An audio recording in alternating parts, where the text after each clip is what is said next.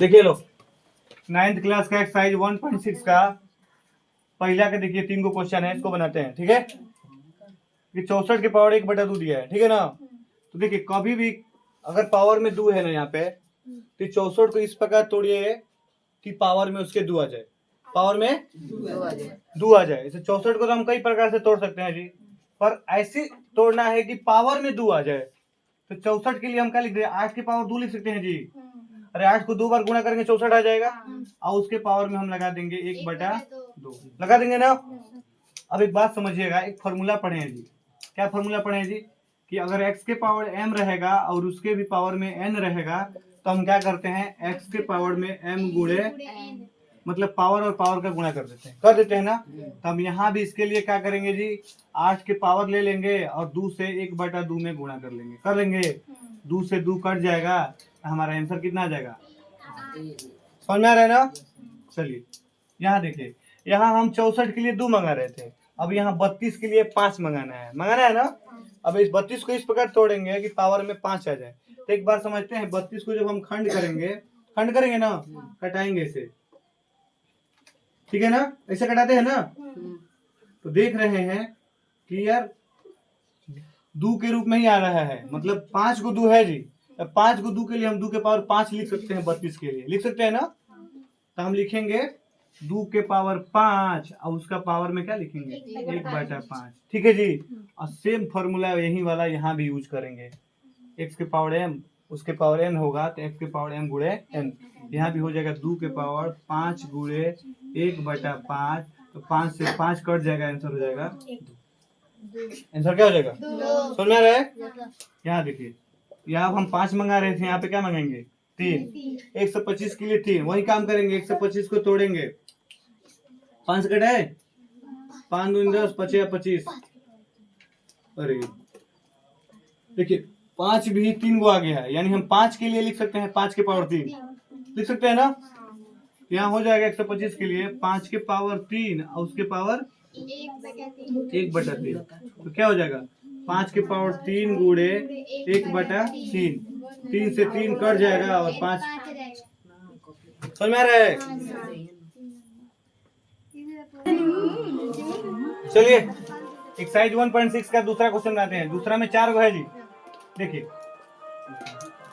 इस पे हमको ध्यान देना है, इसके नीचे क्या है जी, पावर में 3/2 है जी, नीचे क्या है, 2 है ना। इस 9 को इस प्रकार तोड़ेंगे इसकी पावर में 2 आ जाए। तो 9 के लिए हम क्या लिख देंगे जी, 3 के पावर 2।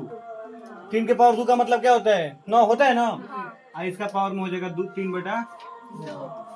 अब क्या होता है जानते हैं ना, इससे इसमें गुणा हो जाएगा, यानी 3 के पावर 2 गुणे 3/2, 2 से 2 कट जाएगा, तो हो जाएगा 3 के पावर 3। और 3 के पावर 3 का मतलब होता है 3 को 3 बार गुणा करो, और गुणा करोगे तो कितना आंसर रहेगा, 27। ठीक है। यहाँ देखिए 32 के लिए क्या करो, 5 लाना है ना पावर में, तो 2 के पावर 5 होता है 32 के लिए, अभी निकाले थे ना इसके पहले, और उसके पावर में हो जाएगा 2/5। फिर क्या होगा, 2 के पावर 5 गुणे 2/5, 5 से 5 खत्म, 2 के पावर हो जाएगा 2, और 2 के पावर 2 का मतलब 2 को 2 बार गुणा करिए, आंसर हो जाएगा, ठीक है। देखिए 16 के पावर है 3/4, ठीक है ना जी, 4 है ना। 16 के लिए क्या लिख सकते हैं, 2 के पावर 4 और उसके पावर में है 3/4, ठीक है ना।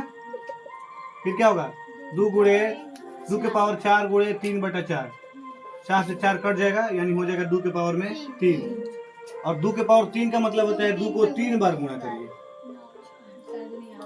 अगर आपको डायरेक्ट समझ में आ रहा है तो डायरेक्ट आप 8 लिख सकते हैं, हम आपको समझने के लिए ऐसे लिख रहे हैं, आप यहाँ पे डायरेक्ट 8 लिख सकते हैं, ठीक ना।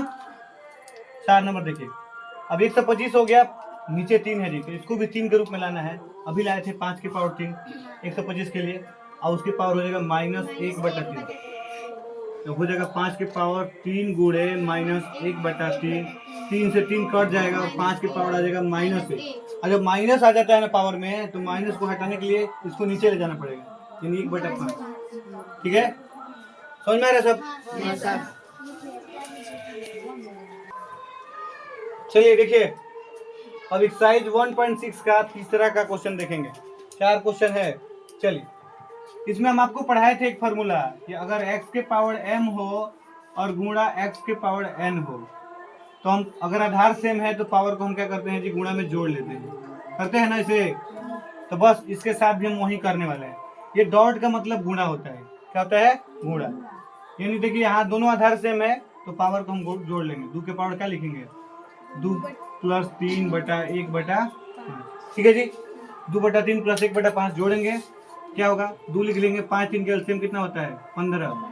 तो 3 5 15, 5 दूनी 10 प्लस 5 3 15, 3 1 यानी हो जाएगा 2 के पावर 13 बटा 15, यही आंसर हो जाएगा, 2 के पावर 13 बटा, ठीक है। आते हैं दूसरे नंबर पे। यहाँ दे रहा है 1 बटा 3 के पावर 3 और उसके पावर में दे रहा है 7। अच्छा, हम एक फॉर्मूला पढ़े ना कि x के पावर -1 बराबर होता है 1/x, मतलब x नीचे चला गया, तो अगर x ऊपर जाएगा तो फिर पावर में -1 हो जाएगा ना। अगर यहाँ देख रहे हैं 3 की पावर 3 है, अगर ये 3 की पावर 3 ऊपर जाएगा तो 3 की पावर 3 जो है माइनस में हो जाएगा, होगा ना, क्योंकि 1 है तो 1 माइनस में हो रहा है। अगर 2 में अगर हो जाए यहाँ पर, अगर x के पावर -2 हो तो क्या लिखेंगे, 1 बटा x के पावर 2, यही 2 ऊपर जा रहा है तो -2 हो रहा है, तो फिर उसके लिए हम क्या करेंगे जी, 3 को ऊपर ले जाएंगे तो हो जाएगा 3 के पावर -3 और उसके पावर में हो जाएगा। और आप जानते हो जब ऐसी स्थिति बनती है तो हम इन दोनों में गुणा कर लेते हैं, ठीक है ना जी। तो इसको क्या हो जाएगा, 3 के पावर -3 गुणे 7, यानी 3 के पावर हो जाएगा माइनस। इसको आंसर में ऐसे लिख दीजिए, और नहीं तो इसको ऐसे लिख दीजिए 1 बटा 3 के पावर, ठीक है। ये भी सही है, ये भी सही। चलिए अब यहाँ देखिए, यहाँ पे अभी फॉर्मूला लिखवा रहे थे, उसमें बता रहे थे x के पावर m और यहाँ x के पावर n। अगर ऐसी स्थिति आधार सेम हो तो पावर घट जाएगा, x के पावर हो जाएगा m माइनस। हम इसके लिए क्या करेंगे जी, दोनों में 11 ही है, हो जाएगा 11 के पावर 1 बटा 2 माइनस 1 बटा 4, हो जाएगा 11 बटे में हो जाएगा 3, 11 तो है यहाँ पे, इसके बटा में 4 हो जाएगा, 2 दूनी 4, 2 दूनी 4, 2 के 2, और यहाँ हो जाएगा 1, यानी हो जाएगा 11 के पावर 1 बटा, ठीक है। और यहाँ देखिए, यहाँ भी एक फॉर्मूला पढ़े थे, x के पावर m गुणे y के पावर m, मतलब आधार अलग अलग है, पावर सेम है, तो हम क्या करते हैं, x y के पावर लिख देते हैं हम, मतलब हम x और y से गुणा कर देते हैं। फिर हम यहाँ क्या करेंगे जी, 8 में 7 से गुणा करके क्या लिख देंगे, 56, और 56 के पावर क्या हो जाएगा, 1 बटा 2, यही आंसर हो जाएगा, ठीक है।